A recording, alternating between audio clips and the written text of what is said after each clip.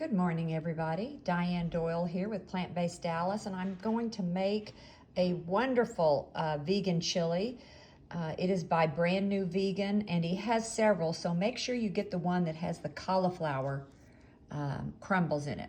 Best damn Instapot vegan chili, and I'll put a link to it below in the notes. But I want to show you, before I make a recipe, I always line up all the ingredients. And actually, most of these were lined up last night, except for the ones that were in the refrigerator. And I line up the ingredients so that I am ready to go, and it makes the meal prep so much easier. So last night, I got out all my spices and put them in order in my canned goods. And then this morning, I got out the things out of the refrigerator. And I'm going to show you how quick and easy it is with the Instapot. You know that I keep a lot of things in my jars. I do this jar method, and one of the time savers is when I get a clove of garlic or two, I peel them all and put them in a jar for easy use. And we had a jar swap this last weekend. I got those beautiful red and yellow and orange peppers, so I'll use those today. And I've got my cauliflower cut up and mushrooms. And for my water, I always save my chickpea liquid or bean liquid. This happens to be red pepper liquid that came in a jar of jarred roasted red peppers. So most of that is water, and it's turned orange a little bit because I used leftover liquid from my jarred roasted red bell peppers. So that is just pepper flavored water. And then I've got my spices, all my spices, getting ready to go. Okay, now to continue on with the recipe. It says to add all the vegetables with a little bit of water and saute them a tad bit. And I wanted to show you the vegetables fill up more than half of the Instapot. And we haven't even added the beans and the tomatoes yet and all the spices. So this is a good hearty meal that makes a lot, and we're getting ready to have some nice cold weather here in Dallas, so chili really fits the bill. And I also wanted to show you these magnets.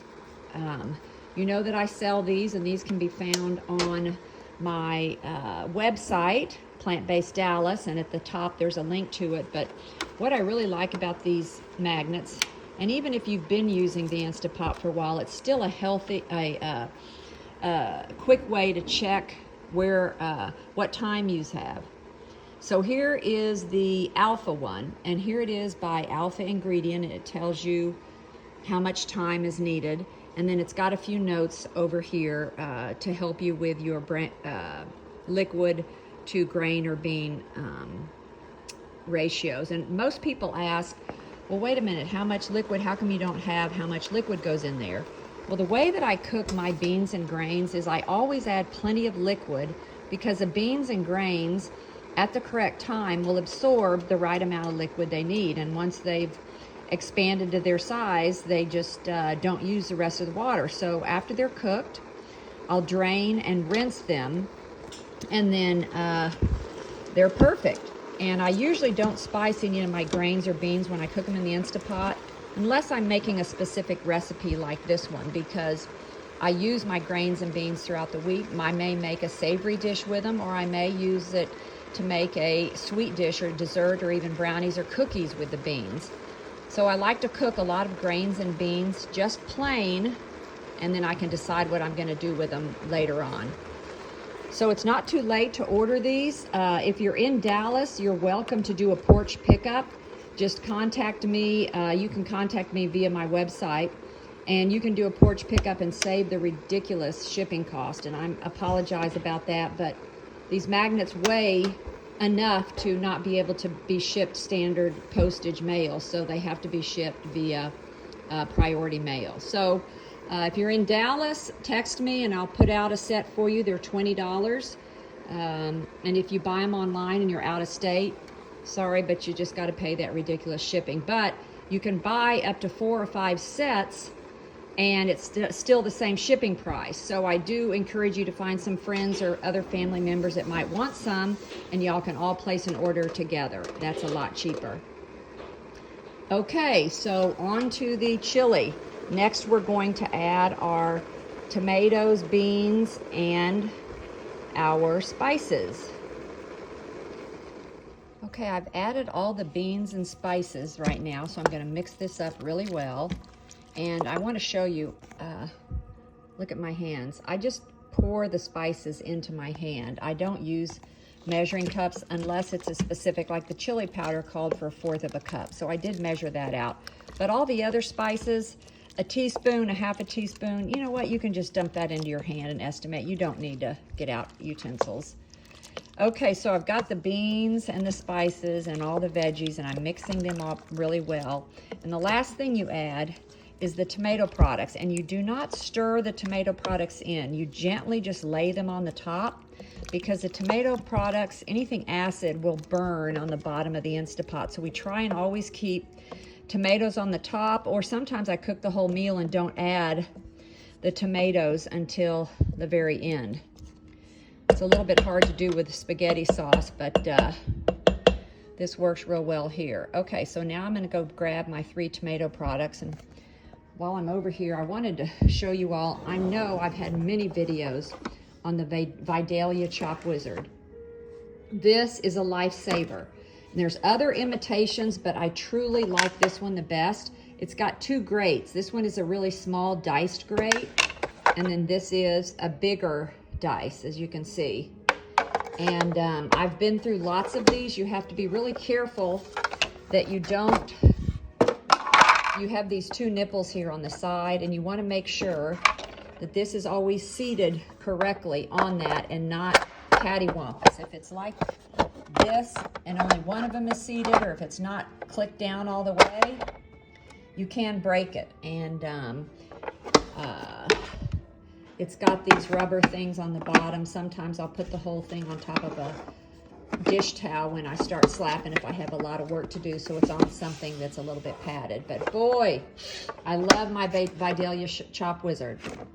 And they no longer sell it at Bed Bath & Beyond, sadly. But it is still on Amazon, and you can get it a few different places. Beware though, the price varies greatly from $19.99 to $40. So make sure you do your research to get the best price. Okay, let's put in our tomato products now. Okay, we've added all of our tomato products, and we did not stir them. We just laid them on top so that they don't burn. And now I believe we need to set the Instapot to, it doesn't need very long at all. It says 10 minutes. The only other thing we're gonna add to this, according to the recipe, is 2 tablespoons masa tamale flour. And the reason you add masa is to thicken it up. If you don't have masa flour, you could use any other flour. You could use a little bit of cornmeal.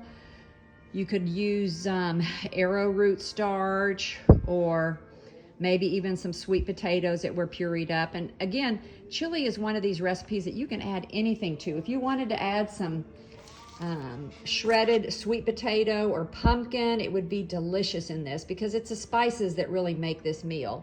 And you can use whatever beans you want. You can substitute. This one called for pinto and kidney. I also added a can of the tri-bean blend from Walmart. Let's see where that is, the tri-blend. But you could use any kind of bean. I've used chickpeas before, black beans, and I like to have 3 to 4 cans in it because I like a lot of beans in here. Okay, let's set the Instapot for 10 minutes. First I need to plug it in.